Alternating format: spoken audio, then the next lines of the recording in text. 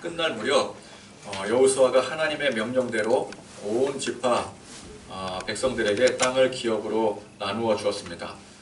전쟁이 물론 다 끝난 것은 아니었지만 이제 남은 전쟁은 각 지파가 이제 각기 하나님의 약속대로 받은 그 기업 안에서 책임지고 치러야 될 몫이었습니다.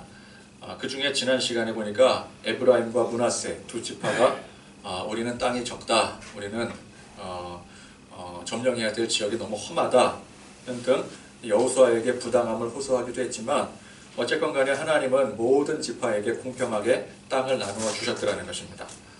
12지파의 기업이 분배가 되었는데 사실 여기에 아직 한 지파가 남았습니다. 레위지파입니다. 레위지파. 원래 이스라엘 백성들의 조상이 야곱의 아들들 아니겠습니까? 야곱의 아들들이 모두 12명입니다. 그런데 그 중에서 요셉은 지파의 족장이 되지 못하고 그의 두 아들 에브라임과 므낫세가 지파의 족장이 되었습니다. 그래서 이스라엘은 지파로 치자면 모두 13지파입니다. 그런데 기업의 분배는 이제 레위 지파를 제외하고 나머지 12지파에게만 행해지게 되었습니다. 그래서 땅을 기준으로 이스라엘 지파를 따질 때는 통상 12지파라고 부르는 것입니다. 자, 그러면 이 레위 지파는 어떻게 하느냐? 우리 지난 민수기 말씀에서 나눴듯이 이 레위 지파는 특별히 하나님 앞에 구별된 제사장 및 성막에 관련된 직무를 담당하는 지파로서 이 땅을 하나님께서 그 기업으로 한 지역을 분배해서 받는 것이 아니라 이 레위 지파들은 각 지파에게 골고루 배속이 되어져서 그 안에서 이 레위인들을 위한 기업을 받게 했습니다. 즉 레위 지파는 다른 지파들처럼 어떤 한 지역에 땅을 기업으로 분배를 받는 것이 아니라 각 지파의 백성들에게서 그 백성들에게 소속이 되어서 그 가운데 기업을 분배를 받는 것입니다. 이에 대한 내용이 다음 21장의 내용입니다. 오늘 말씀은 그 레위 지파의 기업 분배에 앞서서 도피성에 관한 말씀입니다. 자, 오늘 이 도피성에 관한 말씀도 지난 민수기 35장에서 나누었던 말씀이었습니다. 자, 그때는 장차 가나안 땅을 정복하게 되면은 이제 이렇게 저렇게 하라는 장차 있을 미래의 계획에 대한 하나님의 명령이었다면은 오늘은 그때 그 말씀을 그대로 이행한 결과에 대한 말씀인 것입니다. 결론적으로 민수기 35장의 명령을 여호수아는 오늘 말씀에서 그대로 순종했더라는 것입니다. 그래서 오늘 말씀은 지난 민수기 35장에 반복된 말씀이다 라고 할 수가 있겠습니다. 성경에서 반복하는 만큼 우리도 오늘 이 말씀을 통해서 하나님께서 정하신 이 도피성의 의미를 다시금 그 의미를 깊이 되새기는 그런 시간으로서 오늘 말씀을 나누고자 합니다. 자, 그러면 이 도피성은 어떤 성격의 성읍이었는가? 보니까 부지 중에 살인을 저지른 사람이 재판을 받기 전까지 목숨을 부지할 수 있는 그런 장소였습니다. 자, 율법에 보면은 살인을 한 자, 사람을 죽인 자는 반드시 그 생명으로 갚아야 된다라고 했습니다. 철 연장으로 사람을 죽이면 그는 살인자이니 그 살인자를 반드시 죽이라고 했습니다. 또한 사람을 죽인 그 원수를 보복 살인하는 것도 율법 안에서 허용이 되었습니다. 그러니까 생명 대 생명으로 피는 피로 갚는다라고 하는 이 원칙은 사실 율법뿐만 아니라 하나님의 법칙뿐만 아니라 그 당시 그 시대에 흔히 통용되었던 스타일이었습니다. 그렇긴 하지만 여기에는 또한 중요한 의미가 담겨져 있는 것입니다. 무슨 의미가 있을까요? 그 무엇도 생명을 대신할 수 없다라는 거예요. 그러니까 생명을 해쳤으면은 그 생명을 대신할 그 어떤 것도 없기 때문에 뭐 돈으로도 안 되는 거고 어떤 재물로도 안 되는 것이기 때문에 그와 동일한 자신의 생명을 내놓아야 된다라는 것입니다. 그래서 요즘은 뭐 이제 여러 가지 논란이 많지만 사형 제도가 이게 뭐 인권 유린이다 뭐다 여러 가지 말들이 많잖아요. 사형 제도는 있지만 이것이 유명무실하게 실행이 되지 않는 것에 대해서 많은 사람들이 비판을 하기도 하고 또 한편으로는 사람을 그렇게 어떻게 아무리 죄를 지었다고 사람의 생명을 함부로 할 수 있겠느냐, 그건 인권 유린이다 뭐 그런 식으로 여러 가지 논란이 많이 있습니다. 근데 사실 그 시대에 오늘 이 말씀이 기록된 그 시대의 생명은 생명으로 피는 피로써 갚는다라고 하는 원칙은 그만큼 인간의 생명이 귀하다는 방증인 것입니다. 인간의 생명을 대체할 게 아무것도 없다라는 뜻이에요. 오히려 생명을 해친 자를 인권 존중이라고 그냥 넉넉히 내버려 두는 것이 그것이 인권에 대한 멸시가 아닌가 저는 조심스럽게 생각을 해봅니다. 제가 이제 그렇게 생각을 한다라는 거예요. 이건 논란이 있을 수밖에 없는 문제이기 때문에 어디까지나 이것은 사견임을 밝혀두는 바입니다. 어쨌건 중요한 것은 뭐예요? 사람의 생명은 세상 그 어떤 것과도 비교할 수 없을 귀한 것이라는 거예요. 생명보다 귀한 게 없더라는 것입니다. 그래서 율법에서 생명은 생명으로, 피는 피로 갚는다라고 하는 이 법칙은 곧 우리의 죄로 인해서 죽을 수밖에 없는 우리의 이 생명도 그 누구도 그 생명을 대신할 수 없다라는 뜻이 되기도 하는 것입니다. 여러분, 사람을 죽인 자를 사형에 처한다라고 하는 법은 그렇게 집행을 했을 때 사형에 처해진 그 생명값 덕분에 죽은 사람이 돌아온다는 뜻이 결코 아닙니다. 그것은 생명 존중에 대한 최소한의 조치인 것입니다. 그렇죠? 사람의 생명을 어떻게 함부로 할 수가 있겠느냐, 그 귀한 것을. 그에 대한 대가를 치러라, 그런 의미인 것입니다.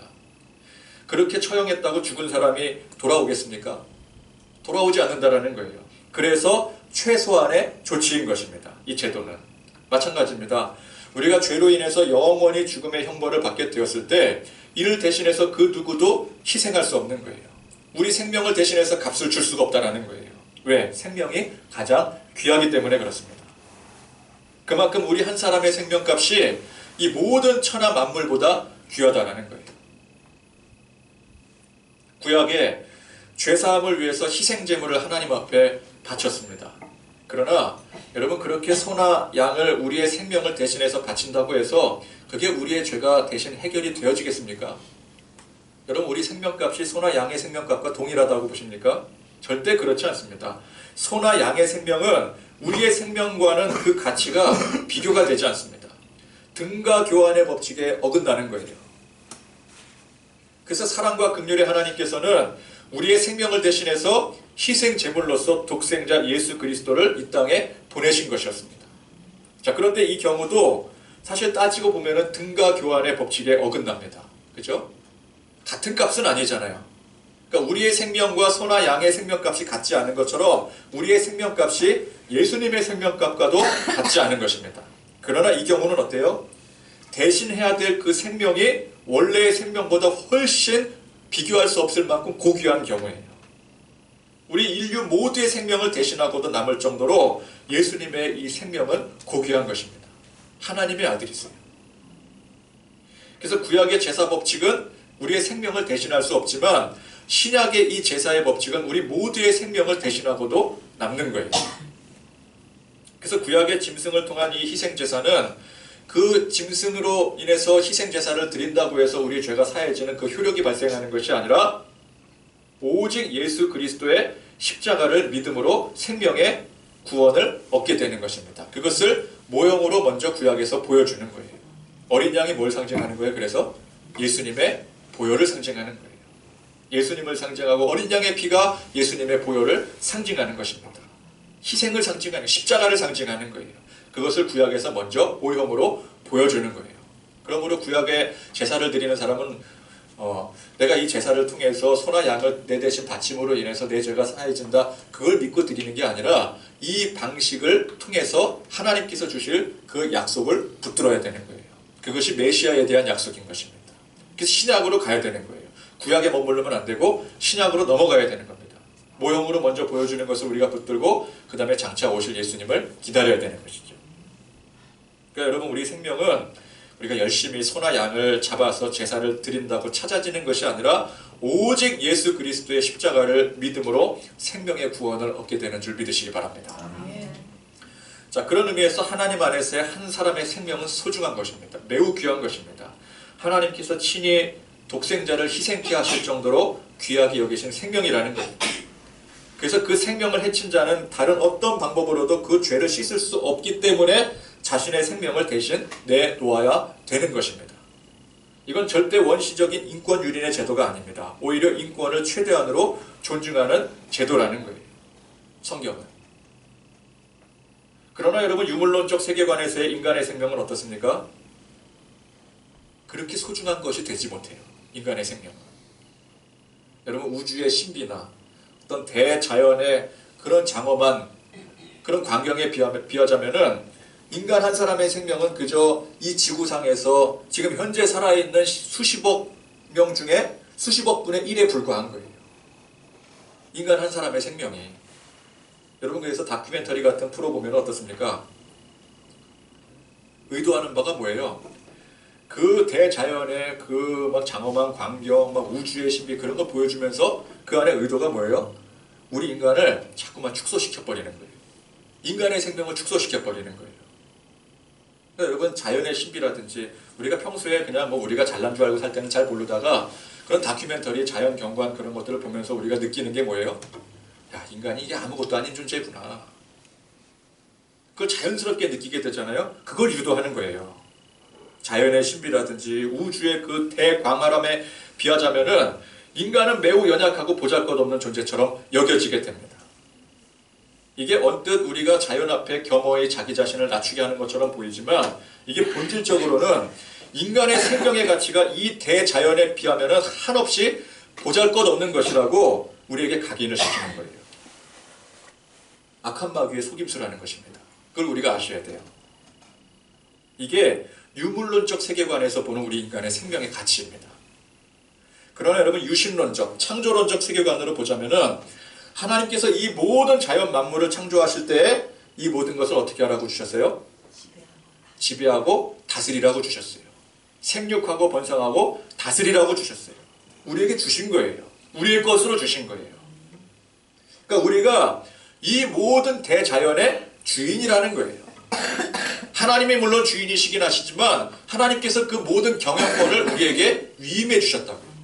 그래서 우리를 맨 마지막으로 창조하신 거예요. 인간을 다스리는 존재로. 특별히. 그래서 우리가 이 대자연의 그 장엄한 경관을 보면서 그 앞에 겸허히 고개를 숙이는 것은 뭐예요? 이것은 이 모든 것을 창조하신 전능하신 하나님 앞에 겸손히 고개를 숙이는 것이지 그 자연 자체에 고개를 숙이는 게 아니라는 거예요. 그걸 우리가 구분을 할 줄 알아야 돼요. 야, 자연이 너무 크고 위대하고 장엄하고 뭐 그 역사 그 신비 우주의 그 깊이 헤아릴 수 없는 그런 걸 보면서 야, 우리 인간이 이렇게 약한 존재구나 그렇게 겸허해지는 것이 아니라 이 모든 것을 창조하신 그 하나님 앞에 하나님 아버지의 권능하신 그 능력 앞에 우리가 우리 자신을 낮춰야 되고 자연을 바라볼 때는 우리가 그럴 필요가 없는 거예요. 왜? 이 자연 만물을 우리에게 주신 것이기 때문에 하나님께서. 그렇죠? 우리에게 다스리라고 주신 것들 앞에 우리가 스스로 작아질 이유가 없는 것입니다. 여러분, 저 광활한 우주보다 내가 더 큰 거예요. 하나님은 적어도 우리를 그렇게 창조하셨어요. 여러분, 이 안에 우리 이 마음 안에 우주를 품어요. 양자역학이라고 아십니까? 그거 자세히 이렇게 저도 잘 모르지만 자세히 이렇게 생각하다 보면은 우주 안에 우리가 우주는 이렇게 광활한 걸로 바라보잖아요. 근데 그 안에 세포 안으로 계속 들어가다 보면 그 안에 또 우주가 있대요. 그러니까 우리 안에 이 양자역학적으로도 보면은 우리 안에 우주가 있는 거예요. 물론 그런 학문적으로 보는 것은 아니지만 여러분, 이 안에 우주를 담고도 남을 만큼 큰 것을 하나님께서 주셨더라는 것입니다. 우리의 생명이 그 이상의 가치를 가지고 있더라는 거예요. 그걸 우리가 아셔야 돼요. 그러니까 우리가 이제 다큐멘터리라든지 TV에서 이렇게 동물의 왕국, 우주의 신비 이런 거 보시면은 야, 우리가 이렇게 작은 존재구나. 그게 아닙니다. 하나님의 위대하심을 우리가 찬양해야 되는 거예요. 근데 악한 마귀는 자꾸만 어떻게 우리에게 속삭여요? 야, 이거 봐라. 이 장엄한 이 광경을 봐라. 너네들이 얼마나 작은 존재냐? 얼마나 하찮은 존재냐? 벌레만도 못한 존재 아니냐? 자꾸만 그렇게 우리를 각인시켜버리는 거예요. 우리 인간의 생명의 가치를 축소시켜버리는 거예요. 그래서 유물론적, 이 무신론적 세계관에서는 우리 한 사람의 생명이 그냥 우주의 먼지에 지나지 않습니다. 먼지에 지나지 않는 거예요. 여러분, 우주에 한번 비교해 보세요. 은하계 더 넘어서 영원히 그냥 끝이 없을 것 같은 그 우주에 비하면 우리는 한 줌의 먼지도 안 되는 거예요. 이게 유물론적, 무신론적 세계관에서의 인간의 생명의 가치입니다. 그러나 유신론적, 창조론적 세계관에서, 성경적 가치관에서는 우리 한 사람의 생명이, 저나 여러분 한 사람 한 사람의 그 생명이 이 전 우주를 품을 수 있을 만큼, 품고도 남을 만큼 크다라는 거예요. 하나님이 우리를 그렇게 만드셨어요. 그래서 성경 말씀에 생명을 해친 자는 자신의 생명으로 갚으라는 이 제도야말로 하나님께서 우리 한 사람의 생명을 그만큼 고귀한 것으로 여기셨다라는 뜻이 되는 것입니다. 근데 하나님께서는 여기에 또 예외 규정을 두셨어요. 사람의 생명을 해친 것이 큰 죄인인 것은 맞지만 부지 중에 그런 경우, 부지 중에. 자, 부지 중이라 함은 일부러 그러지 않았다라는 뜻입니다. 법적인 용어로 치자면은 과실치사, 상해치사가 이 경우에 속한다고 볼 수가 있습니다. 사람을 죽일 의도가 조금이라도 있으면 뭐라 그래요? 미필적 고의라고 해요. 미필적 고의. 또 이게 이제 또 상해치사랑 폭행치사가 또 이렇게 구분이 됩니다. 상해치사는 뭐예요? 내가 가볍게 사람을 어떻게 밀쳤어요. 죽일 의도는 전혀 없었어요. 조금도 없었어요. 그냥 미워서 좀 밀쳤어요. 근데 그 사람이 그만 발을 헛디뎌가지고 넘어졌는데 머리에 그냥 바닥에 콘크리트에 그냥 콱 찍어가지고 뇌진탕으로 죽은 거예요. 그랬을 때 이거 상해치사가 됩니다. 이건 의도는 없는 거예요. 그래서 죄값이 가벼워요. 상대적으로 가벼워요. 그런데 흉기 같은 걸로 그냥 후려가지고 쳤어요. 그래서 상대가 죽었어요. 이거는 다분히 그 사람이 사람을 상하게 할 의도가 있는 것입니다. 그래서 이걸 뭐라 그래요? 이걸 폭행치사라고 합니다. 상대를 죽일 의도가 있었다라고 보는 거예요. 근데 전혀 의도가 없었는데 그럼 뭐예요? 과실치사나 상해치사. 근데 그만 상대가 죽었다라고 한다면 물론 그것도 살인죄이긴 하지만 무조건 살인죄니까 너도 죽어야 돼. 이게 아니라 하나님은 거기에 예외 규정을 두셨더라는 거예요. 자, 여러분 중요한 것이 무엇일까요? 사람을 죽였으니 너도 죽어야 돼. 생명 대신 갚아. 이게 아니라는 것입니다. 앞서 말씀드린 것처럼 이렇게 처벌을 하는 이유는 그만큼 생명의 값이 귀하기 때문에 그렇게 처벌을 하는 것이지 그렇게 처벌을 한다고 해서 죽었던 생명이 돌아오는 게 아니잖아요. 그죠?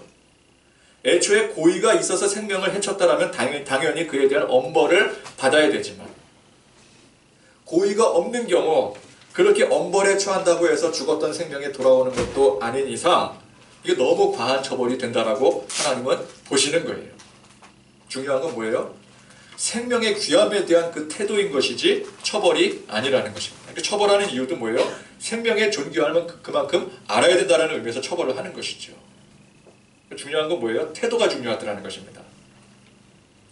그래서 마련한 규정이 바로 오늘 말씀의 도피성 규정이에요. 도피성. 부지 중에 살인한 자가, 그러니까 이 도피성에 피신할 수 있는 사람이 무조건 살인한 사람이 다 피신할 수 있었던 것은 아니었어요. 부지 중에. 그러니까 아까 말했던 과실치사나 상해치사의 경우, 그죠? 그런 경우에도 똑같이 처벌을 한다면은 하나님 보시기에는 너무 억울한 상황이다. 그렇게 보시는 거예요. 고의가 아닌데 고의로 죽였으니까 할 말이 없지만 그에 대한 대가를 치러야 되겠지만 고의가 아닌 이상 하나님 마음의 중심이 중요하잖아요. 그래서 이 마련해 놓으신 제도입니다. 그래서 부지 중에 살인한 자가 도피성에 도망해서 들어갔을 때 그에게는 정당한 재판의 권리가 주어지게 되고 판결이 나기까지 또는 그 시대의 대제사장이 죽기까지 그 성읍에서 생명을 보호받을 수가 있었습니다. 자, 일단 그렇게 살인자가 도피성으로 도주하게 되면은 도피성에 딱 들어갔어요. 그러면은 그 누구도 그의 살인의 이유로 정죄를 할 수 없고 건드릴 수가 없었습니다. 보복이 불가했다라는 거예요. 이 보복살인도 허용이 됐다라고 하지 않았겠습니까? 그런데 도피성으로 돌아가면 일단 보복도 안 돼. 법적으로 보호를 받게 되는 것입니다.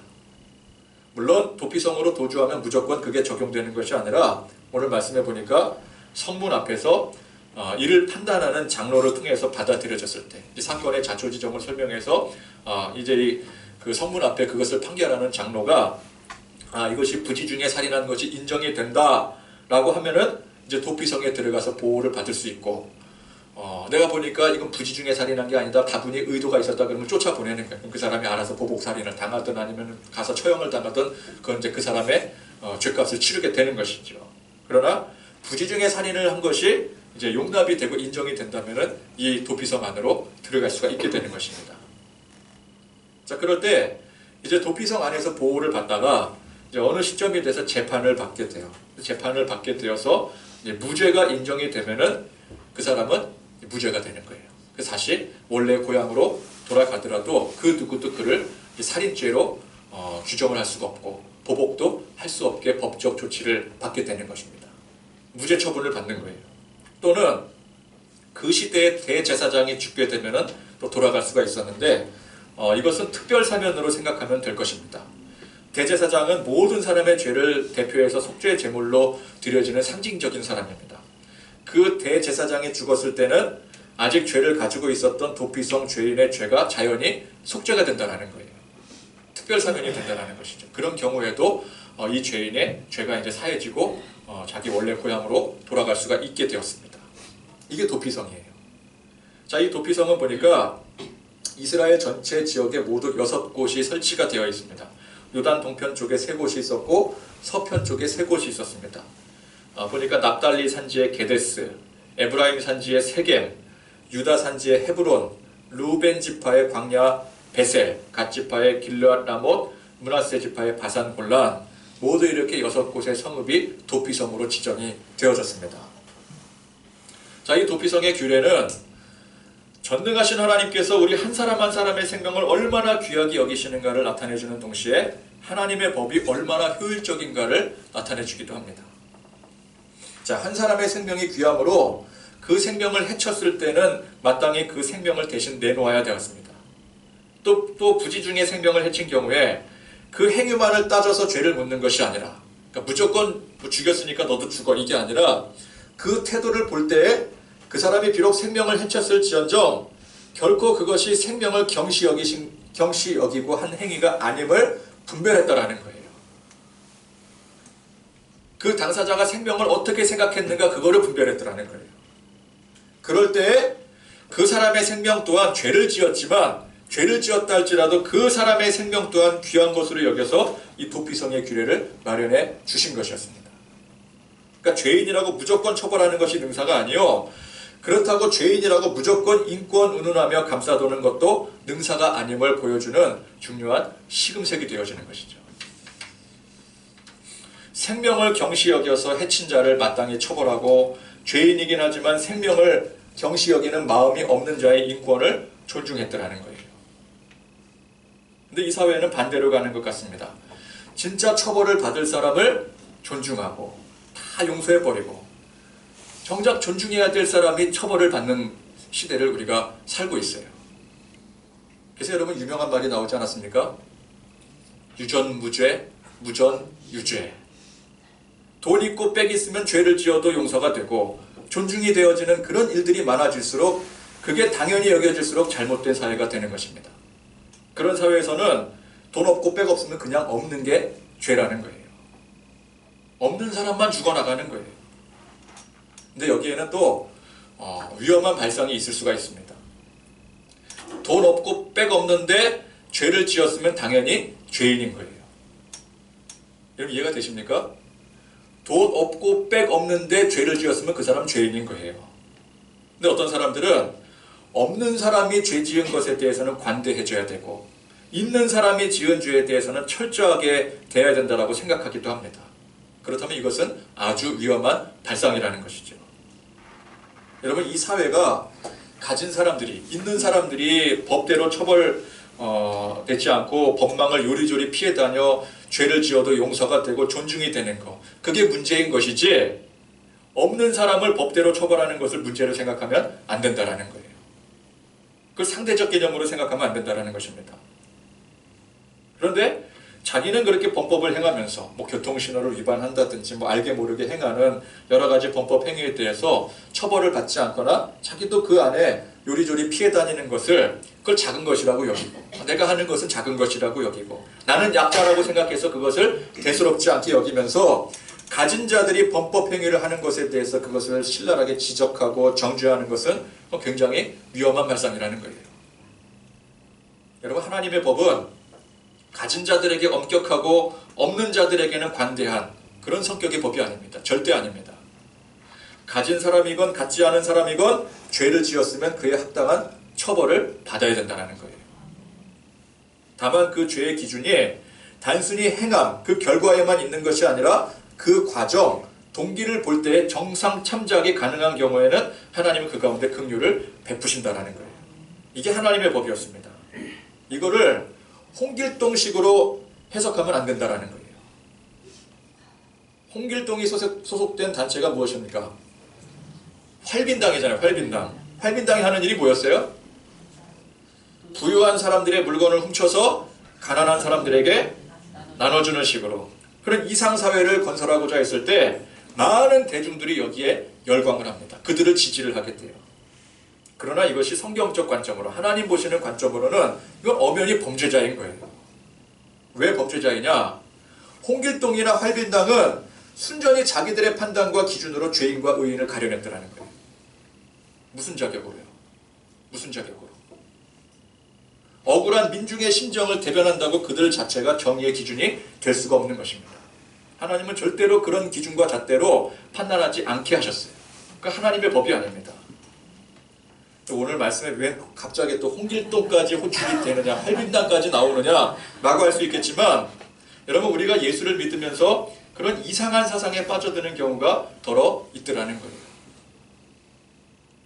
비민주적 정치체제와 또 경제적 모순으로 인해서 고난과 가난을 겪는 소외 계층을 민중의 개념에서 인식하고 또 이러한 이해를 바탕으로 신학을 형성한 움직임이 있었습니다.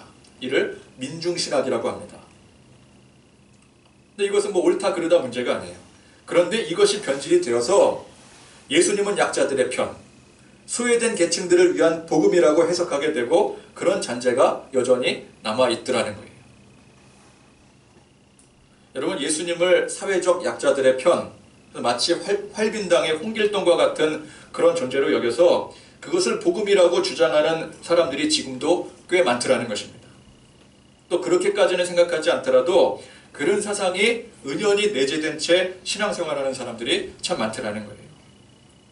여러분, 기복신앙이 무엇입니까? 부, 성공, 그게 목표가 되는 거예요.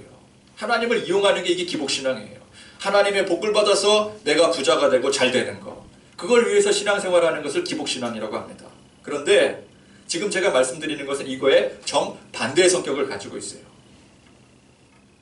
제가 그냥 쉽게 얘기해서 수도원 신앙이라고 얘기를 합니다. 수도원 신앙.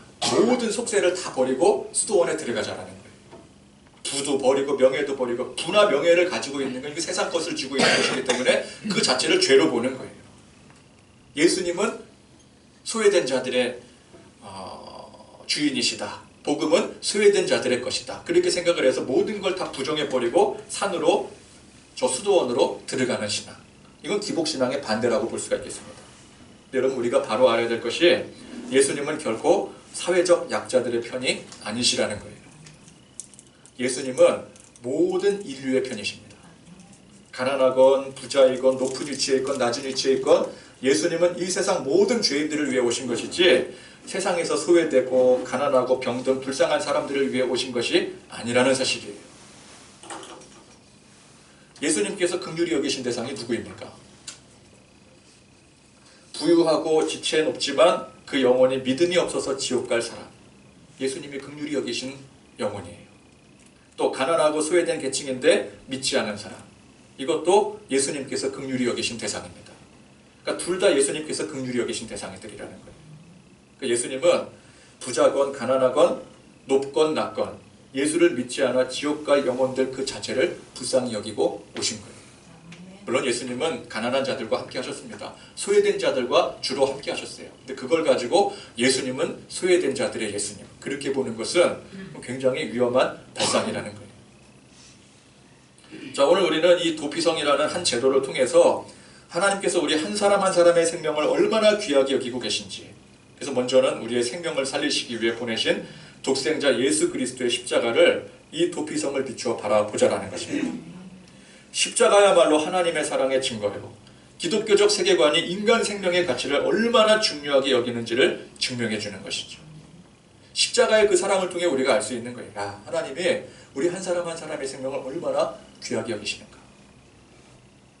여러분, 이 사회가 인권 존중이라는 탈을 쓰고 사실은 인권을 교묘히 짓밟고 있습니다. 그래서 우리는 무엇이 진정한 인권 존중인가를 하나님 말씀을 통해 깨달아야 된다는 거예요. 저 대자연의 경이로움을 통해서 우리가 얼마나 보잘것없는 존재인가, 그걸 발견하는 것이 아니라 하나님께서 얼마나 우리를 크고 위대하게 만드셨는가, 그렇게 여기고 계시는가, 그걸 우리가 봐야 된다는 거예요. 또 도피성의 제도를 통해서 우리가 정말 존중해야 될 인권이 무엇인지, 어떻게 존중을 해야 되는지를 알아야 되는 것입니다. 우리는 일단 하나님께서 용서하셨으면 거기에 가타부타 말이 없어야 되는 거예요. 하나님께서 용서하셨다면. 여러분, 도피성에 달아난 이 죄인이 그가 부지 중에 사람을 죽인 것이 인정이 되어서 그 안에서 법적으로 보호를 받는다 하더라도 그가 죽인 사람이 분명히 있어요. 그러면은 그 죽은 사람의 가족이나 지인의 경우 그 죄인은 도피성에 들어갔더라도 원수가 되는 거예요. 그렇죠? 원수가 되는 거예요. 그럴 수밖에 없어요. 그러나 이 도피성의 의미가 무엇입니까? 하나님께서 그를 용서하셨으므로 아무리 원수를 할지라도 그를 해할 수 없다라는 거예요. 해할 수 없다라는 말은 뭐예요? 그를 용서해야 된다는 뜻입니다. 우리도 마찬가지입니다. 하나님이 우리를 다 용서하셨어요. 우리가 예수 믿음으로 우리의 죄를 없이 하셨어요. 이전에 지은 모든 죄를 하나님은 기억도 하지 않으신다고 했어요. 그렇기 때문에 하나님이 용서한 우리가 서로가 서로를 정죄할 수가 없는 것입니다. 우리가 예수를 믿음으로 이미 하나님 앞에 용서가 되었다면은 그런 우리가 서로를 무슨 자격으로 정죄를 하겠습니까? 하나님도 우리를 정죄하지 않으시는데요. 그런 의미에서 이 도피성은 예수님 때문에 누구에게도 정죄받을 수 없는 바로 우리의 모습. 즉 도피성 그 자체가 예수님의 십자가를 상징하는 것입니다. 그래서 우리는 하나님께서 용서한 자를 우리도 용서하고 하나님께서 긍휼히 여기시는 자를 우리도 긍휼히 여길 줄 알아야 되는 것이죠. 이것이 진정한 기독교적 인권 존중인 것입니다. 부자라고 색안경 끼고 바라보고 그런 의미에서 권력을 무조건 내고 비판을 하고 사회적 약자를 두둔하는 것은 올바른 인권 존중이 아니라는 거예요. 어줍지 않게 인권 운운하면서 살인자를 옹호하는 게 그게 인권 존중이겠습니까? 이건 용서의 개념이 아니라 어떤 사람들은 그래요. 용서해야 되지 않느냐 그리스도의 사랑으로. 근데 이건 용서의 개념이 아니라 당연히 우리는 그 영혼을 용서하고 사랑해야 됩니다. 그죠? 살인자의 영혼까지도 우리는 용서하고 사랑해야 돼요. 그러나 이 법에 대한 것, 처벌에 대한 것은 그 용서의 개념이 아닙니다. 그건 인권을 근본적으로 어떻게 생각하느냐의 개념이라는 거예요. 저는 그렇게 생각을 해요. 또 이 도피성의 제도를 통해서 제도와 관습이 무엇을 위해 존재해야 하는지를 성경이 우리에게 보여주고 있다는 것이죠. 도피성의 제도가 그 죄의 결과, 나타난 결과만을 보고 판단하고 집행하는 것이 아니라 무조건 죽였으니까 처벌해 이것이 아니라 그 죄의 의도 여부를 파악하고 고의성을 따지는 모습. 즉 중심을 헤아리는 하나님의 그 세밀하신 섭리를 우리가 이 말씀을 통해 바라보면서 우리도 그런 중심으로 서로를 바라볼 줄 알아야 된다는 것이지.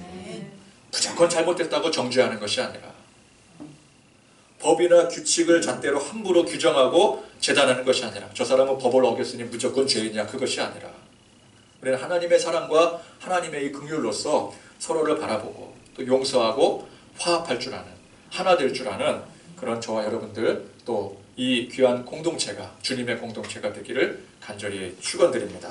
아멘. 들은 말씀 생각하시면서 310장 찬송